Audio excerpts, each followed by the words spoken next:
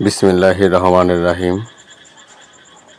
হুনাইন যুদ্ধ ইসলামী ইতিহাসে এক অবিস্মরণীয় অধ্যায়। এই যুদ্ধে মুসলিম বাহিনী প্রথমে বিপদে পড়ে যায়। শত্রু সেনারা সংখ্যায় বেশি ছিল এবং তারা অতর্কিতে আক্রমণ করেছিল। মুহূর্তের মধ্যে মুসলিম সেনাদের মধ্যে ভীতি সঞ্চার হয়।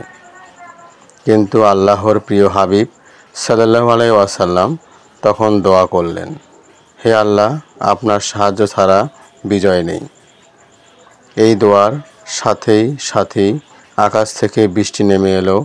বৃষ্টি 70 তীর নিক্ষেপে ব্যাহত করল আর মুসলিম বাহিনীকে শীতলতা ও সাহস দিল। শুধু তাই নয়, বাতাসে ধূলিঝড় উঠল, যা সরাসরি শত্রুর চোখে গিয়ে পড়ল। ফলে তাদের চোখ অন্ধকারে ঢেকে গেল।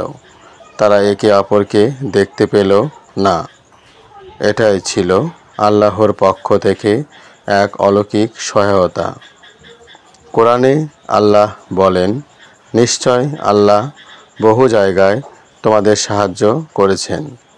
হুনাইনের দিনে যখন তোমরা নিজেদের সংখ্যা দেখে অহংকার করেছিলে, তখন তা তোমাদের কোনো কাজে আসেনি।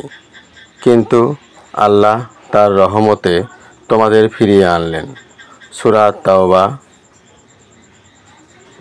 মারিফাতের দৃষ্টিতে এর শিক্ষা হলো, সংখ্যার উপর নয়, নির্ভর করতে হয় আল্লাহর উপর।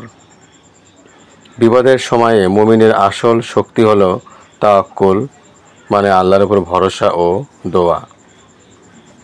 বাহ্যিকভাবে ধূলি ও বৃষ্টির মতো সামান্য জিনিসও যখন আল্লাহর হুকুমে কাজ করে, তখন তা হয়ে যায় বিজয়ের মাধ্যম।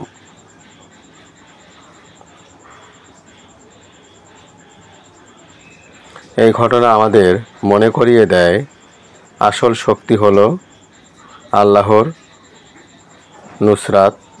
বাহ্যিক কারণ কেবল বাহানা মাত্র।